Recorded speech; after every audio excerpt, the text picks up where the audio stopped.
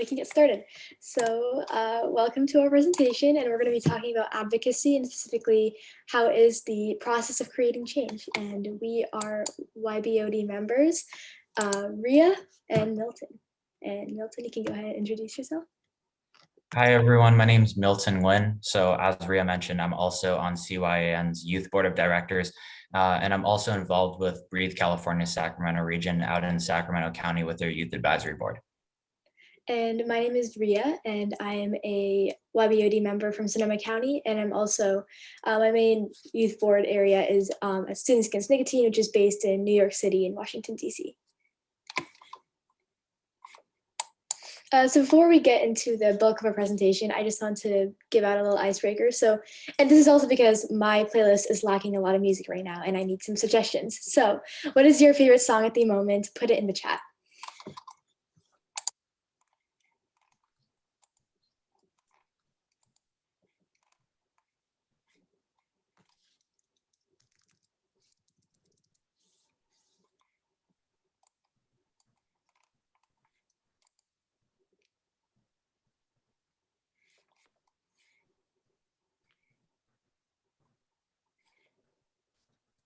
All right, I have a lot to add. Save Your Tears, I like that one. Ashanti, I love her. Wow, all right, that is a lot of diversity. I'm gonna get on it and add all of those to my playlist, I promise. All right, so next slide. So we're going to go over some aspects of advocacy that you might already know or have practiced before. So in the chat, why don't you guys put some things that you might have already known or practiced?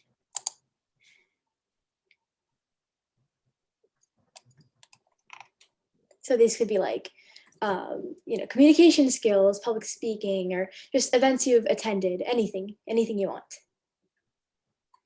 Tobacco Day, that's great.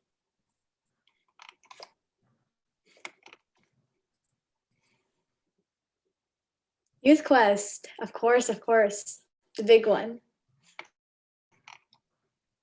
Collecting data. All right, so next slide.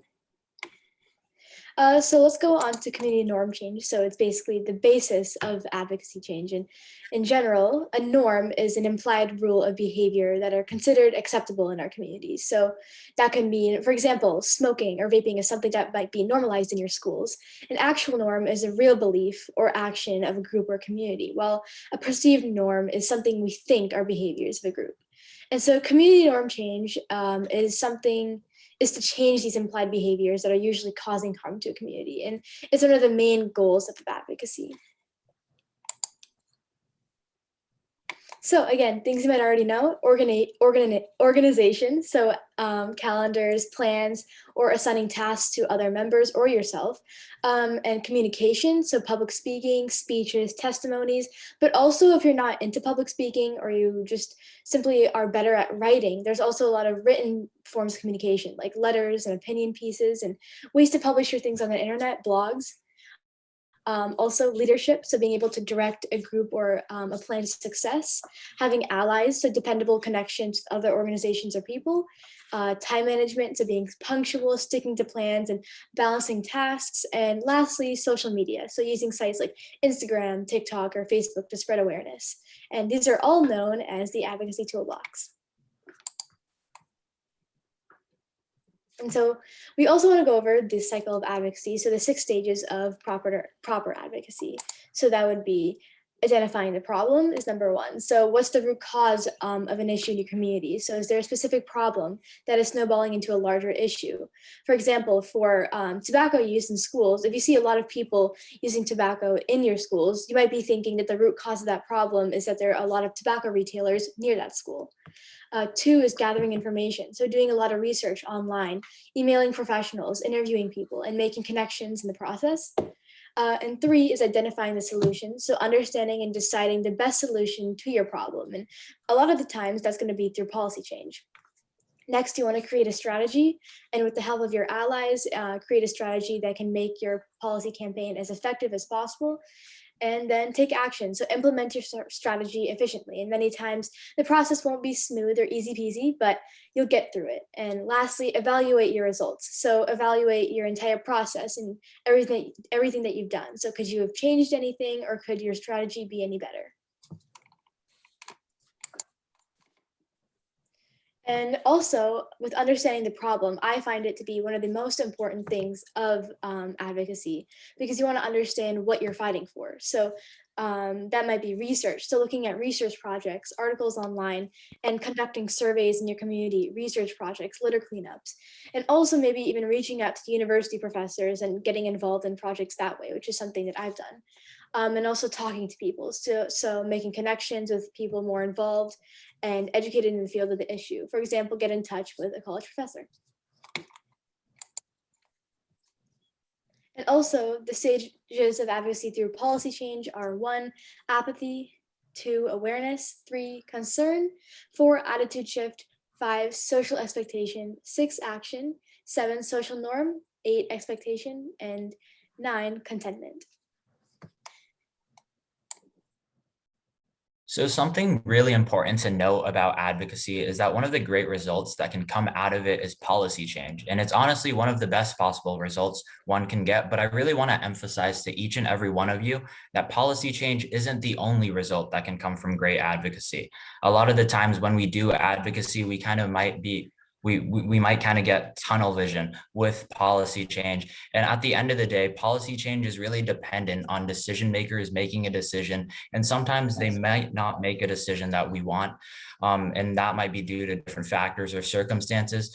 But lots of times advocacy can also lead to such great results as social norms change, community norms change, or even just starting the discussion or the dialogue of an issue such as commercial tobacco control. Next slide, please. So now that we've talked a tiny bit about advocacy, and now that we've established what good advocacy looks like, we want to hear from you all. And we want to hear a tiny bit about why did you all become advocates, and what is one thing that you're proud of accomplishing as an advocate? So feel free to drop that in the chat, or you could even raise your hand and unmute yourself too.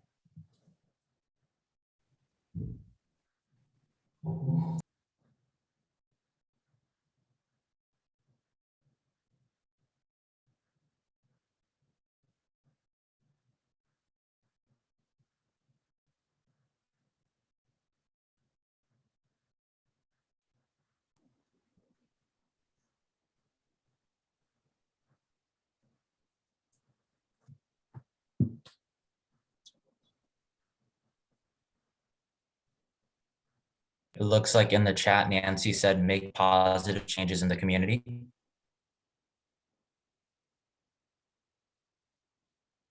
So I think if we have no more comments. Oh, there we go. Miriam said, I enjoy to work with the community. So it seems like a really common theme is really getting out in the community and working with others to make that positive change.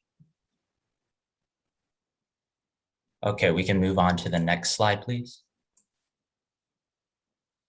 So now, after hearing a tiny bit about everyone's story and also hearing a tiny bit about advocacy, we wanted to help inform and educate you on 2 additional organizational tools that can really help you achieve community norms change, and 2 additional resources that can be really useful and advantageous for your advocacy. So the first is known as the Decision Maker Matrix, also abbreviated as DMM. And then the second is the Midwest Academy Strategy Chart. So both of these are really great organizational tools to help plan out your advocacy and essentially game plan for your advocacy. And really, it's a great tool to put everything down on paper and to share with other advocates in your own coalition so everyone's on the same page. Next slide, please. Now we're going to talk a tiny bit specifically about the decision maker matrix. So essentially what it is it's a tool for you to record your findings from researching different legislators. It really allows you to effectively see which decision makers are for, against, or undecided on your policy. And it really allows you to focus on whatever your audience of interest might be, and also your decision maker of interest. So feel free, I know it's a tiny bit tiny on the left side, but that right there is an empty sample decision maker matrix. So feel free to use the Zoom feature and chat under view options to zoom in to get a better look at it. But so essentially with the decision maker matrix, there are a lot of different boxes and categories to it. So of course, there's the decision maker, there's their position on a policy, for example. So yes, no, or undecided. And there's additional information sections and ally sections. So with this, it's a really great tool to plan out all of your information regarding a decision maker. So for example, you might know that a decision maker is undecided on a policy, but they might have a passion for public health. So that could be something useful in your own advocacy to know. And the decision maker matrix makes it really easy for you to first off know that, and second off, communicate it to your other advocates and to your own coalition. Next slide, please. So this right here on the right, once again, it's a bit small, so you can use the zoom feature on Zoom. But this right here is a sample decision maker matrix that was filled out for a previous year's conference. So once again, the decision maker matrix really makes it easy to see all of the decision makers who might be making a decision on the policy you're looking at. It makes it easy to see whether or not they're for, against, or undecided. And you have plenty of room to put down notes and additional information that might be helpful in terms of seeing whether or not a decision maker might turn towards your policy or not. Next slide, please. Now we're going to take a tiny bit of a look at the Midwest Academy strategy chart. And this is a bit similar to the decision maker matrix, but it goes a bit more broad, where it focuses on your entire advocacy goals now instead of just the decision makers. So the Midwest Academy strategy chart is a chart that can help you decipher how you can educate your decision makers and plan for your advocacy. So using the decision maker matrix, which is a great supplement for the Midwest Academy strategy chart, you can really plan out your entire advocacy. And it's a great tool for communicating, as I said, with your peers, with other advocates, with different coalitions, and even with anyone in your community. Next slide, please. So this is also a sample Midwest Academy strategy chart that's filled out. So in this, you see that there's a bunch of different categories such as goals, organizational considerations, decision makers, and tactics. So with the Midwest Academy strategy chart, as I mentioned, it's a bit more broad, so you can focus on a bit more broad things as compared to the decision maker matrix. So you can list out different types of goals you have, maybe a long-term advocacy goal, an intermediate one, and a short-term one. And you have so many different options to list out, maybe a decision maker you want to talk to and help educate about an issue, and different tactics to help you in your own advocacy. Next slide, please. So right now we're going to pivot and talk a tiny bit about tactics for your advocacy, and specifically tactics that you might want to use throughout your time here at the conference this year. So right here we have 9 listed tactics for your advocacy. 3 are highlighted in a red sort of pink color. And this is essentially to signify that these tactics might be very advantageous in your time at the conference. So these tactics that are highlighted might be ones that you might want to strongly consider to use. And of course, there's only 9 tactics right here, but there are plenty more. There are plenty more tactics for your advocacy in real life, and it's really up to you and your creativity on what tactics you want to create and use in your own advocacy. So the 3 ones we have highlighted are decision maker visits, letters to the editor, and city council presentations. And then the remaining are resolutions, drop-by visits, opinion editorials, also known as op-eds, letter writing, petitions, and public service announcements. And we're going to go a tiny bit into detail about each of these tactics in the following slides. Next slide, please. So right now we're going to talk about decision maker visits. And essentially a decision maker visit is exactly what it sounds like. It's a visit where you're meeting with your decision maker. So essentially these are scheduled appointments to educate your decision maker. And as advocates, we want to make sure that anytime we're meeting with a decision maker, we're going there to educate your audience and your decision maker and not lobby. We want to be able to give them the information about the issues rather than to tell them how to vote on a certain issue.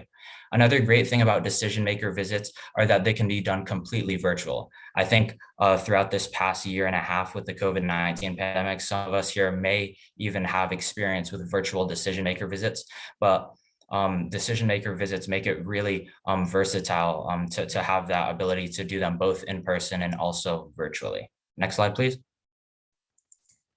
So now we're going to talk a tiny bit about city council presentations, and they are a bit similar to decision maker visits, except for they're kind of done in a more open setting at a city council meeting. So once again, it's essentially what the name sounds like. It's a presentation that's conducted and given during a city council meeting. And it's a really great chance to display all of the work you've done for a policy campaign or for your advocacy, or a great opportunity to educate everyone involved. And one of the greatest parts about city council presentations is the wide audience that's present, because of course at a city council meeting, the city council is all present there with mostly all their members. And in addition, there's an entire community, the entire community within the viewing gallery. So that gives you a great opportunity to share all your work, share all your tobacco control education and information with, of course, city council members, as well as the entire community that might be there in the viewing gallery. And it's also really important during these city council presentations to keep it short and also right to the point, to stay concise, because sometimes these city council presentations also have different time limits. So it's really important, essentially, to grasp everyone's attention and keep it concise in order to stay under a time limit if there is one. Next slide, please. So another tactic that you could use is drop-by visits. So this means with no scheduled visit, you could leave a big packet of information in the decision maker's office. But remember, you should always be prepared to have an information or education visit. So make sure that you know the information you're dropping off, you know it well, and you're able to explain it and explain why it's important. Next slide. Letter to the editors, as we mentioned before, is like one of the most prevalent and useful ways to enforce advocacy. And so it's really simple, effective, and they're very brief messages. And so the best letters to the editors are responses to a current community issue or recently written articles. So for example, recently there was a really new menthol article in the New York Times about the menthol ban that's coming up. And a lot of youth that I know sent in letters to the editor articles because they wanted to support the ban and really show support towards it to New York Times in general. So it really just explains and shows support and interest. Next slide. Opinion editorials are opposite of the editorials, which are op-eds, share stats, information, and your story. So these are also concise and to the point, and they have effective messaging. But in other words, you can also have opinion editorials that are a little bit more long-winded, so larger essays. So if you want to write something about your story and a more just detailed explanation about what you think, you can also do that too. I feel like these types of tactics tend to have more room to be more creative and also show your support towards something in more words. Also, letter writing allows community members to share their opinion on a topic. And so organizers may create a template for these community members to personalize and sign. So in your coalition, if you're trying to send or support a recent legislation or a recent policy change, many times you can fill out these templates, and they're a lot easier to fill out, where you can keep a lot of it the same across the board, but also change aspects of the template to your liking and so support. Next slide.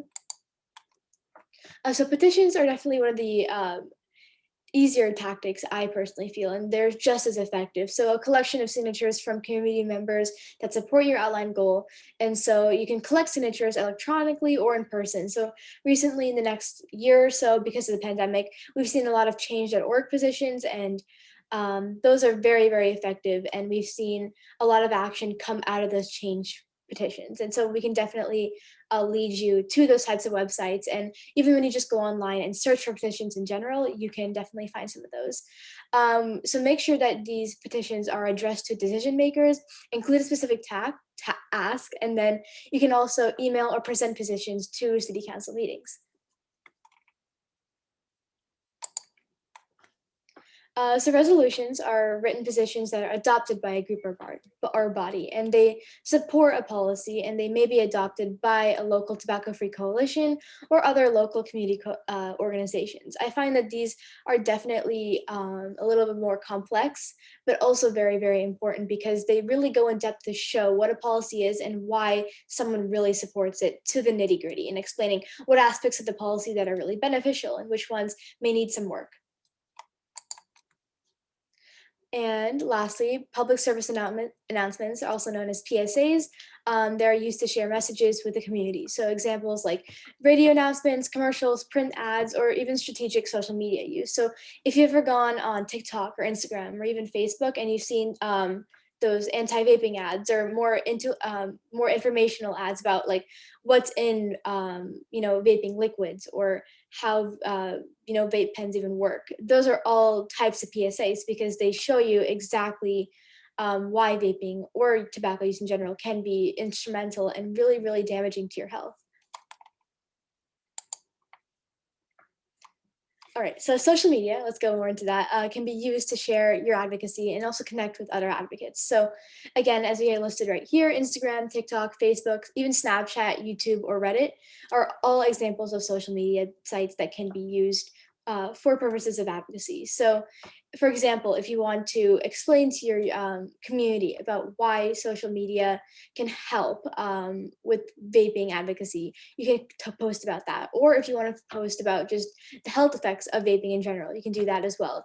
If any of you guys know about Truth Initiative or several different types of companies that really target their ads towards trying to tell children or teens that vaping isn't good, that's what social media many times is for. Lastly, COVID-19 is an instrumental part of our lives for the last couple of years.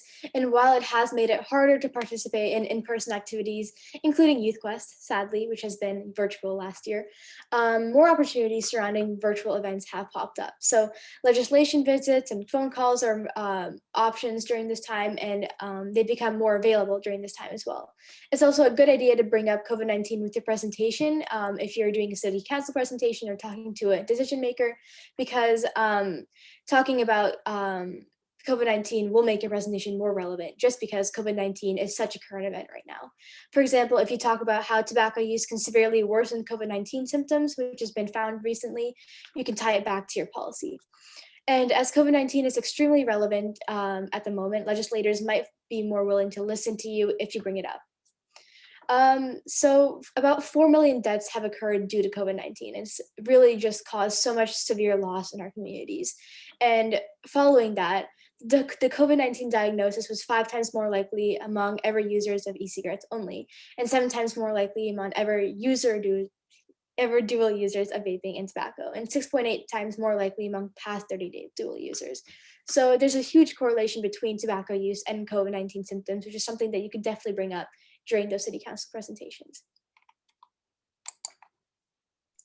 So now we're gonna go into a couple questions to kind of check for understanding. So our first question right here is, what tactics of advocacy can be done virtually? And feel free to drop your answer in the chat.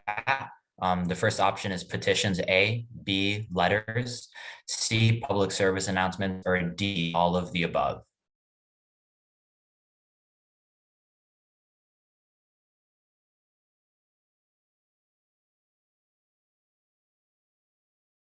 We can move on to the next slide, please. So it looks like a lot of people were putting D in the chat, and that's absolutely correct. All of those listed tactics for advocacy can be done virtually. And it's super cool because especially with this past year and a half with the COVID-19 pandemic and with everything going virtual, it's been really promising to see the advocate community being able to continue their work in tobacco control advocacy, even if it's virtually. So all of those tactics that we mentioned in the slide before in that question can be done virtually. And it's really important to understand, especially with the COVID-19 pandemic, which primarily harms lung health, it's really important to be able to continue keeping that momentum for tobacco control, even if it's virtually. Next slide, please. So we have question number 2 here for everyone. Which concept is not a part of the advocacy toolbox? We have A, organization, B, lobbying, C, communication, or D, time management. Once again, feel free to drop your answer in the chat.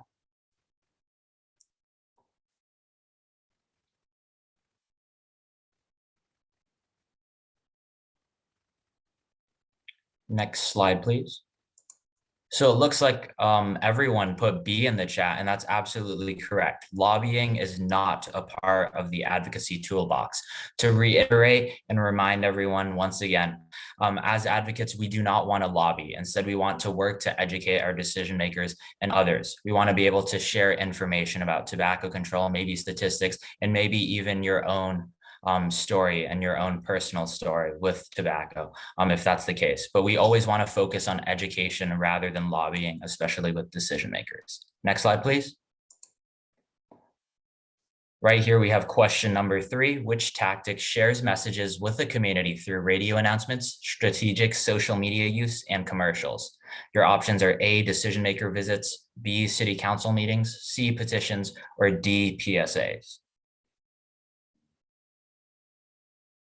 Next slide, please.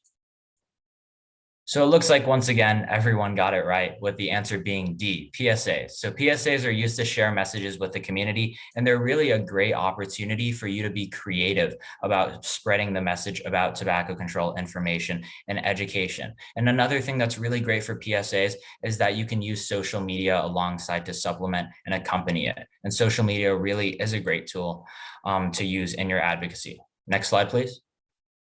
And speaking of social media, we have a quick discussion question right here that we want to ask all of you now. So how can social media aid in advocacy efforts? Do any of you have personal experiences with tobacco-related social media advocacy efforts? Once again, feel free to drop it in the chat. Feel free to unmute yourself or raise your hand too if you want to say it verbally.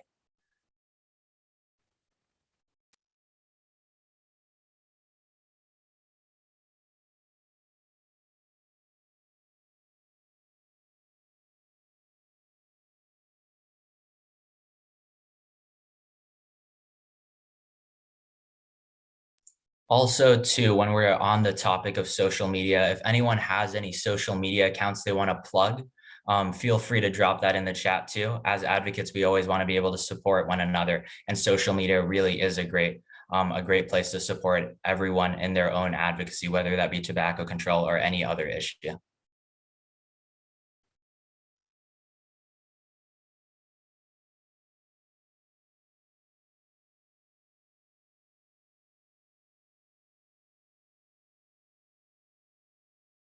I see that Yabi in the chat mentioned the Truth Initiative. They have a really great social media presence, and it's really impactful with all the youth. And I see a lot of people dropping in their handles. So everyone make sure to go check those out. Great opportunity to connect with other advocates too. We can move on to the next slide. Thank you. So we have another discussion question. What is one aspect of your advocacy that you would like to improve on during this conference? Once again, feel free to drop it in the chat or unmute, whichever one you feel more comfortable with.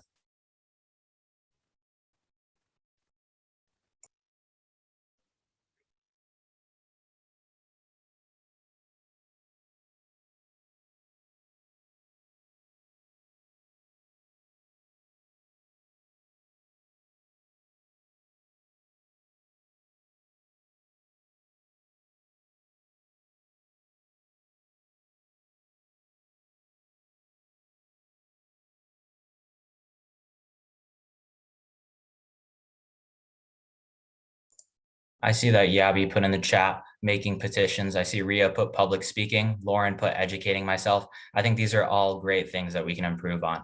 I think we can move on to the next slide now. So if anyone has any questions, feel free to ask me or Ria, and we'd be happy to answer, and feel free to reach out anytime as well. And we'd like to thank you for giving us the opportunity to speak today. We hope you learned a thing or two about advocacy, and we hope you can use that moving forward. So once again, thank you so much.